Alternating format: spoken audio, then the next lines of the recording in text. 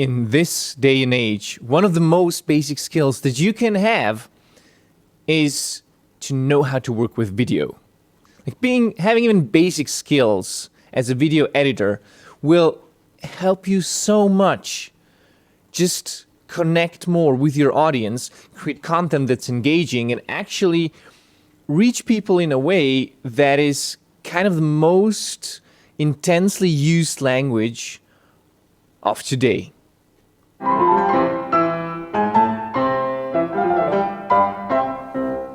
Hello and welcome to the Artful Maestro Podcast. I'm your host, Nenad Leonart, and today we are talking, as always, about all the things for classical musicians in the modern day and age. Now, we're going through a lot of changes, both our lives, also our industry, and the goal of Artful Maestro and everything that I'm doing here is to help you get onto that quickly, fast-paced moving train that is the future. Okay, we're going to learn new techniques, we're going to learn new methods, and we are also changing our mindsets here. It's all the things that classical musicians kind of need to succeed in the 21st century. I have done this myself. I have accumulated over 70,000 subscribers through online media in the last 5 years. I have a stable income through my playing and performing of music in front of other people. And I'm also helping and training. Well, first I started with friends and now also with clients. Everybody who also want to make it. I got a lot of questions. Obviously, I learned a lot along the way, and this is me passing it on to you so you can succeed as well. Because I dream of a world where everybody listens to classical music. And the more engaging classical musicians we have who are spreading this beautiful music, who are actually connecting with people, the better it is for all of us because we're creating a new, beautiful audience of people for new generations, for all the years to come.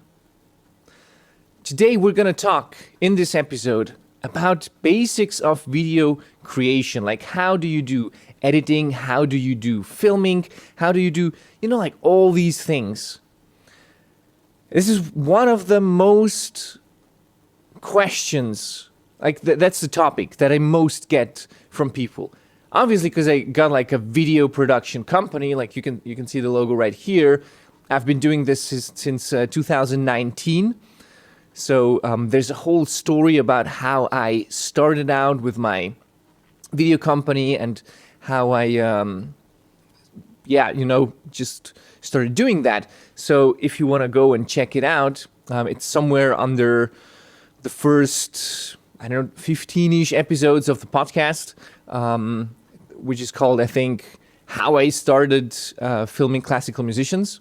And today, it's not going to be as much story-focused as it's going to be content-focused. So, what's the small things that you can do to improve your filming, to improve your editing, and also just to understand, the basics of how it all works. Obviously, this could be a very long episode, and that's also what I do in my trainings. This goes on for hours and hours and hours. Usually when I do a video basic training, everything that people need to know to start out with content creation, I've done a couple of these already.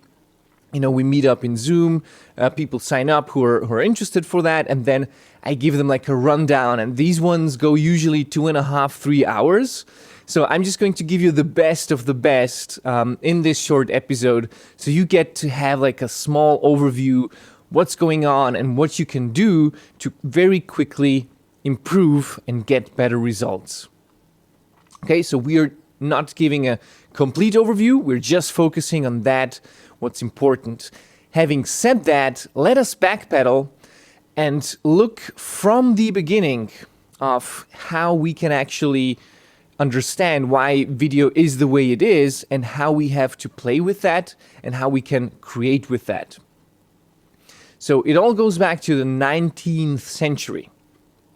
And in the 19th century, they started out with photography. And photography, obviously, it's just a still picture. and they had these cameras, and sometimes people had to sit down still for, 20 or 30 minutes so it could get on film, right? This was light going through a lens and then getting onto a film, which is kind of picking up if it was dark or if it was light, and then you would develop that film and get like an original picture. Sometimes later, somebody noticed that you can actually put these pictures, run them one after the other very quickly, and if they kind of change just a little bit in between, this would appear to us that it's kind of movement. So that's also like, probably you know that creating cartoons as a kid, you know, when you have like this block of paper and then you write down the things and you like go, and then you can see like the line moving and whatnot. I've done this as a kid 1,000 times. That was very interesting to create my own cartoons, and probably you've done something like this as well. But you know, like that, the film is kind of cut up, right?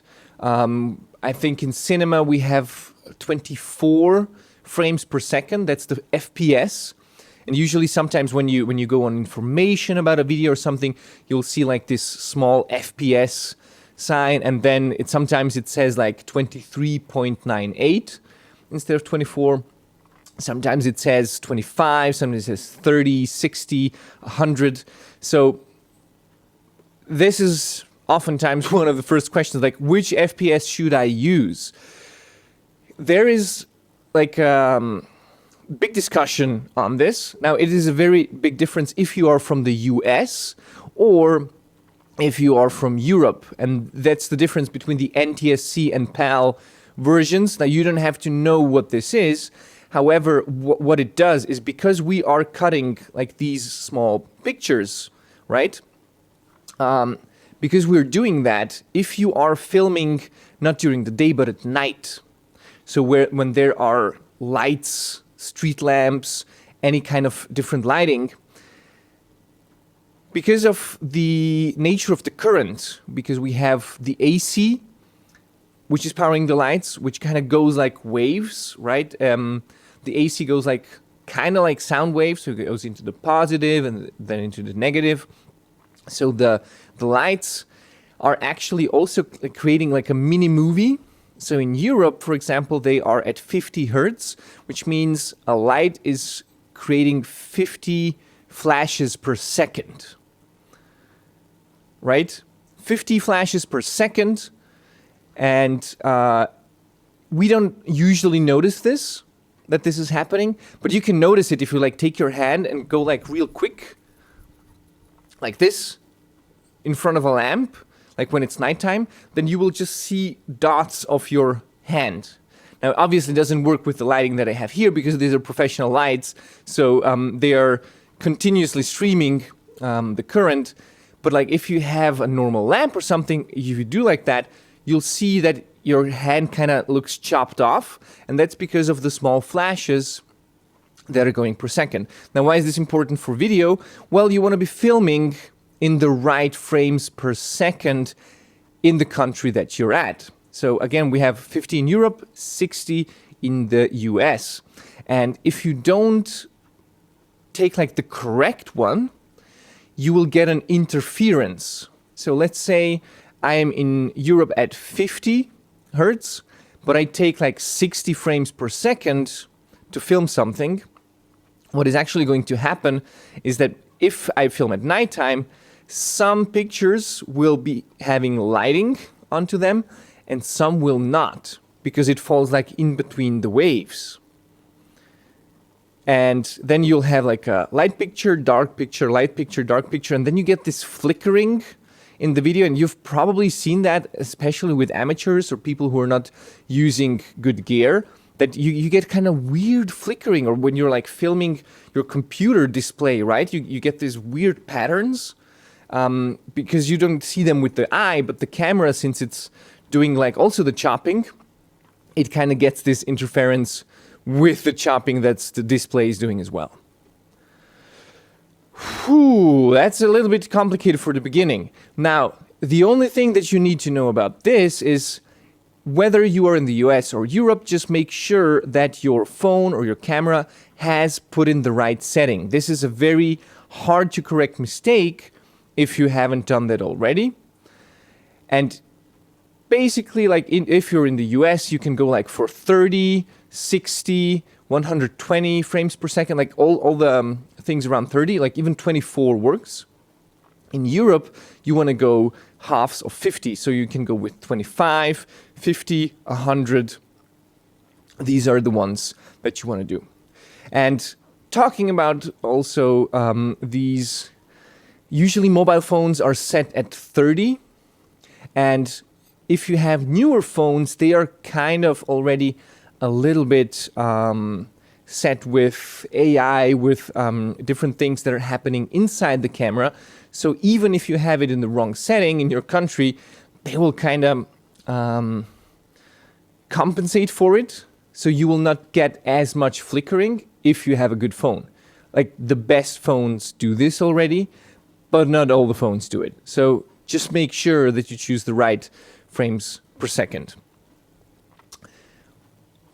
Also, we are used, like when you want to really do professional videos. So I'm doing professional video for musicians, so that it looks like really cinematic, really nice, like a super great production where they can use it like as their business card, like just send the video over, and people see like, oh, that's somebody who's professional, who takes himself seriously, who created a nice video.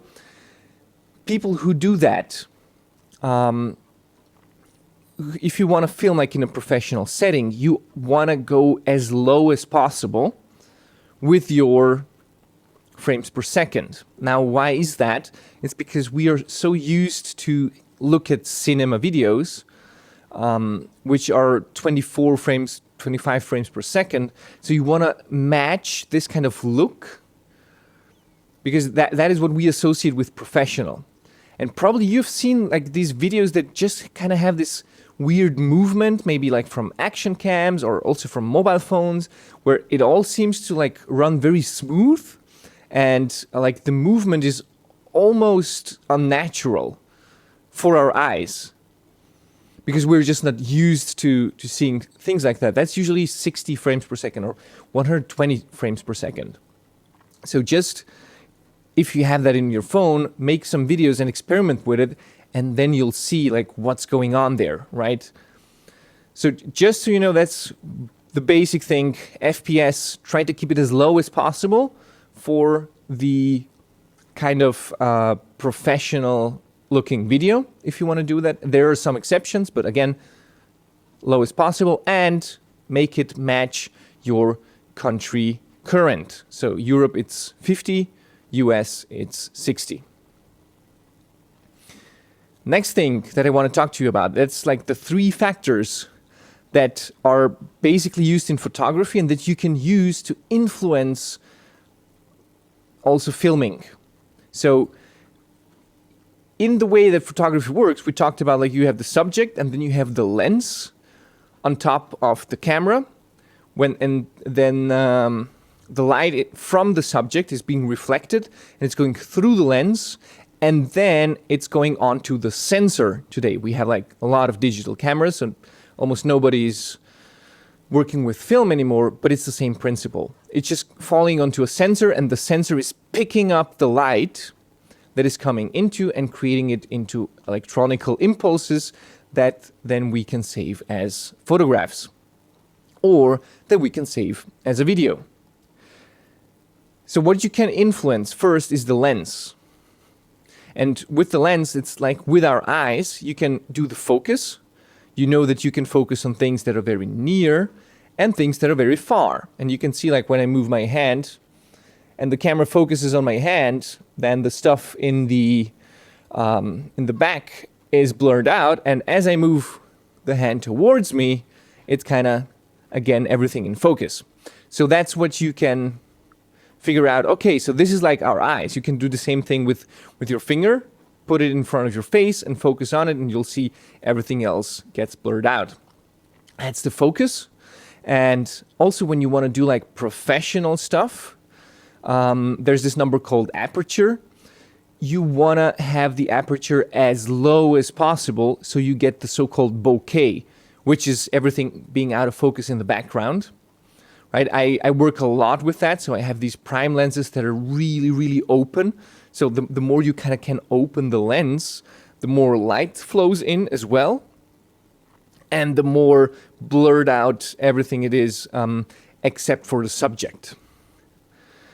The more you close the lens, like when you make the aperture higher and higher, let's say that's the so-called stop number, so you go to stop 16 or stop 22, then you kind of can get a picture where everything is in focus. And this is also useful for, let's say, if you want to record like a huge ensemble or an orchestra and you just have one camera and you want everybody to be in focus, well, then you want to go really low with the aperture so that basically everything is in focus. With mobile phones, for example, when we're doing photography or when we're filming, they are somewhere in the middle, but because also the sensors are so small, there's not as much of this lens effect going on. So basically with phones, always everything is in focus. And there's like these pro categories where they're kind of trying to filter out the subject and then make everything else blurred out, which is kind of trying to do the effect of a small aperture, but it's kind of digitally enhanced. It's not the real deal.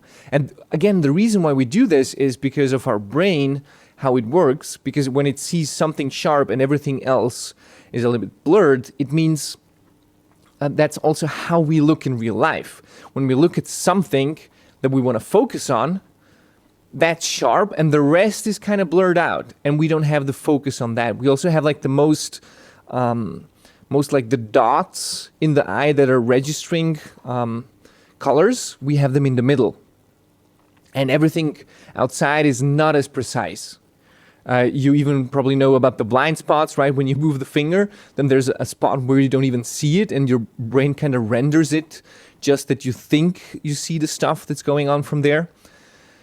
So aperture is kind of emulating that brain function that you can just focus on one thing. And that's something that I love about doing photography, about doing filming, because you can do so much about this. You can use it to pull someone's focus into certain details that they maybe wouldn't have noticed. You can use it to do storytelling. You can use it to do very sensual or beautiful pictures and just to set a scene for something. And that's just gorgeous. One of my favorite things to do is to play with the aperture with filming. Okay, so we've covered aperture, which is the lens. Now let's go and talk about the shutter speed. So the shutter speed is basically just the time of how long the sensor opens so light can flow in and then it closes back again. Right? We've talked in the beginning about the FPS. So like for video, you want to do, let's say 25 frames per second. That is usually how I film. So if we do 25 frames per second, it means like that the sensor has got to at least do that 25 times during a second to just take a picture of something. And so you get like this roll of film where every picture follows after each other. And when you play them back in order, then you can see what's going on. Like you get this sense of movement. Well, with the shutter speed, if you kind of reduce it just a little bit more, usually for video, it's like 1:2 is the proportion. You get a little bit more of a crisp result. I don't know why that is. I've experimented with it, but it's just like the rule. And there is some reason for the rule. I haven't found out yet why exactly. Again, you can experiment a little bit with this. You can go a little bit up and down depending on your light situations, but usually want it to be double of your frame rate. So if your frame rate is 25, you want your shutter speed to be 1/50th of a second, right? So like double the frame rate, it's the opposite double. I mean, like, again, if it's 25, it's 1/50th. If you do like 50 frames per second, it's 1/100th of a second shutter speed. And what this does basically is just you make the amount of time smaller that light comes in. So the shorter your shutter speed, the darker your photograph will be, but also the less blur you get. And blur is, let's say, when something is moving very fast and you open the shutter for a certain amount of time, depending on how fast it moves, it will be kind of blurred out. And that's also what you see like in pictures when you don't hold the camera still. Everything's kind of a little bit messy, or when somebody's moving, or you have like a car going in the back. Depending on how much shutter time you had, it's going to be very crisp, or it's going to be very muddy, like blurred out. So in sports photography, for example, but also I know like for performances on stage, because musicians move a lot, people usually, and this is for photography, people usually take very short shutter speeds. So like 1/2000th of a second. And this is really, really short, just so you can catch the movement of something happening and to have the whole picture be really crisp, like of the subject. You can still use aperture, like the bokeh, in the background, so the background is blown out, but you are kind of having the subject frozen in movement, right? Again, with videos, it doesn't matter as much. Like, you could create some crazy effects with this, but usually when I see it on social media, when people don't take care of this, let's say they're playing a super fast passage or something like that, and you just see fingers fly all over the place, but you never see them actually play the notes. That is usually because they're kind of overexposed, like there's too much lighting. So when they shoot on automatic, the shutter speed just gets so low that just like everything, it doesn't make sense anymore. The picture is too chopped up. So you want it to be 1:2, so it's not too chopped up, and you have this natural flow of what's going on. And then there's like the third thing. So we've covered aperture, which is the lens, shutter speed, which is like how long the sensor is open for that light. And then we're going to talk about the sensitivity of the sensor, which is the ISO. The ISO is a number where you can kind of think about it like when there was film photography and film filming, the ISO was like the grain, like how big the grain was. And so if you had like bigger grain on the film, then you would have like more light cumulatively come down to the grain, and so it would be more sensitive, so-called, the film. So you needed to have shorter shutter speeds in order to not overexpose. Well,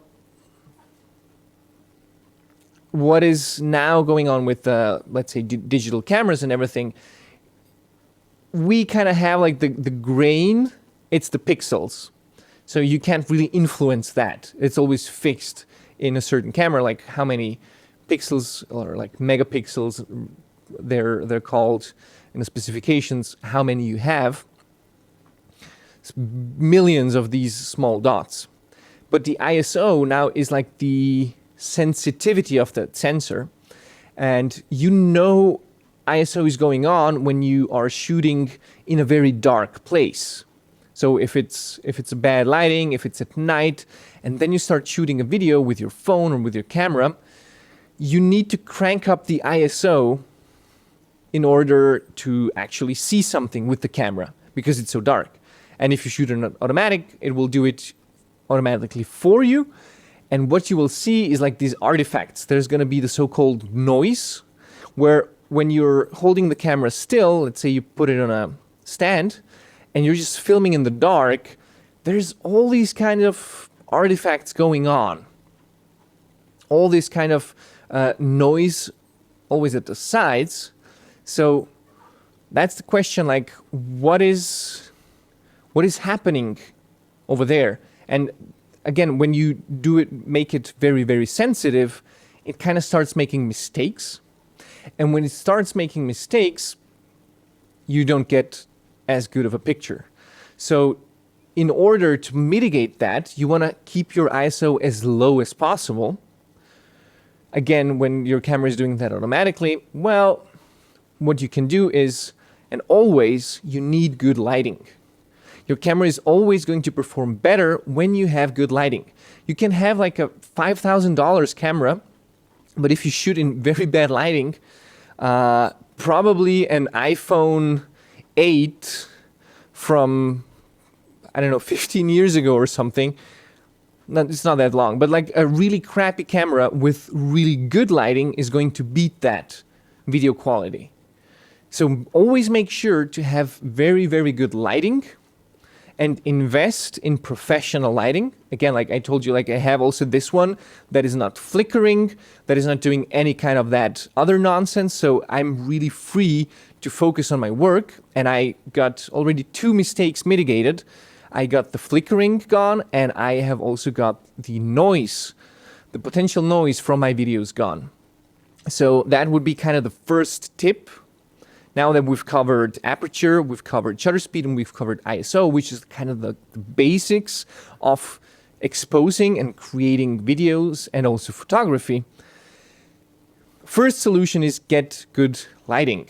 And the lighting that I have is like a softbox. So there's like a professional light, and then you mount a softbox. So the light flow is very nice and natural and looks kind of smooth.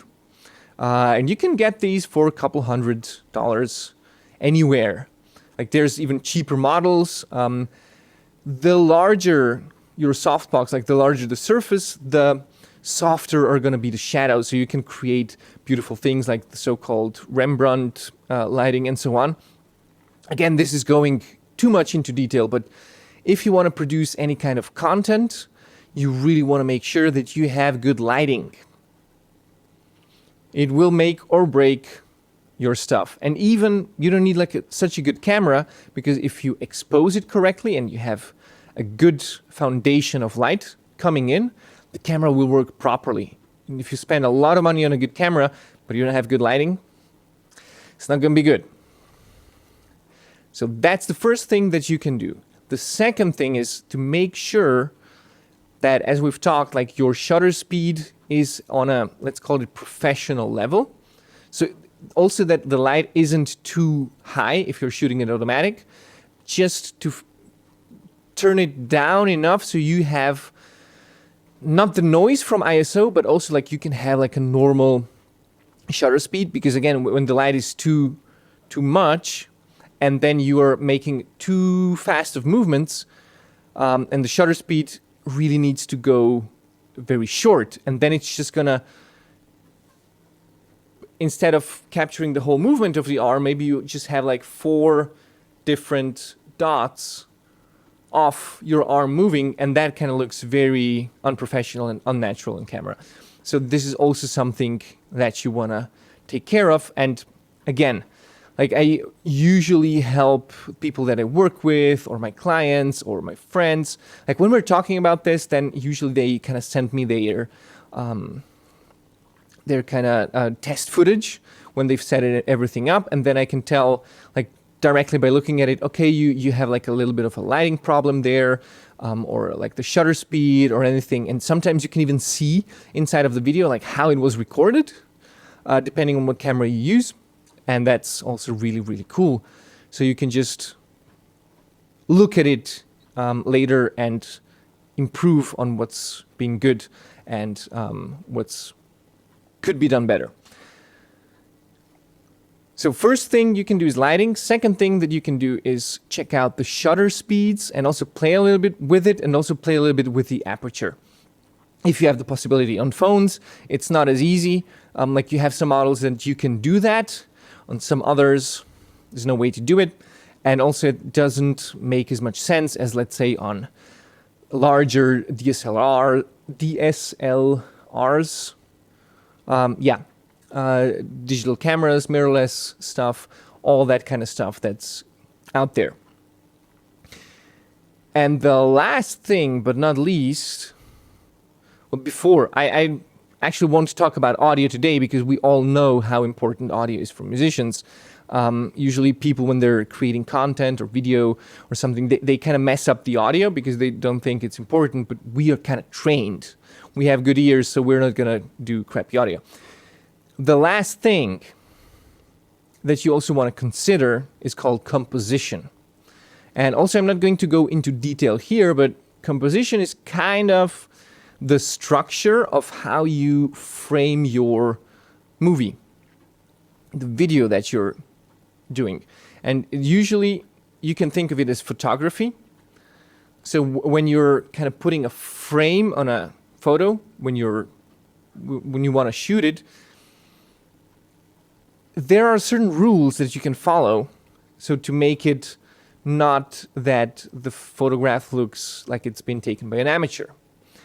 And this is something that most people don't know. Now, what you want to find out about this is go check out something on Google just about composition in photography. And you'll see that there are certain things like the rule of thirds, that you shouldn't be positioning your subject right down the middle, that is not the ideal thing to do, but to actually chop up the picture in thirds, right? And that there's like a grid sometimes of lines on the camera that can help you see these proportions better. And for example, in this picture, my eyes are on the upper third line, and my head is kind of positioned in the middle, but it's like around these thirds.